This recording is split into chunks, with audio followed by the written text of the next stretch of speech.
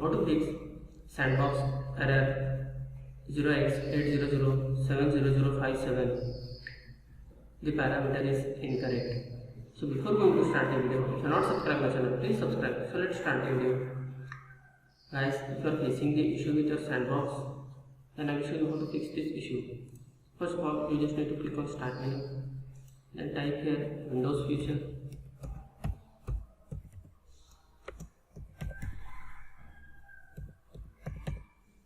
You can see here turn Windows Feature on or off. Click on this.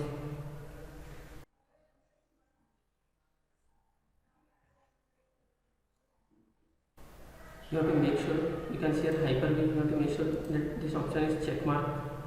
After that, you have to scroll down a little bit. You can see here Sandbox. You have to make sure that this option is also check mark. After doing this, just click on apply, then click OK, or you just click OK. That's it guys. So in this way, you can click Sandbox error 0x80070057. Thanks for watching. Hope if you like this video, please like, share and don't forget to subscribe.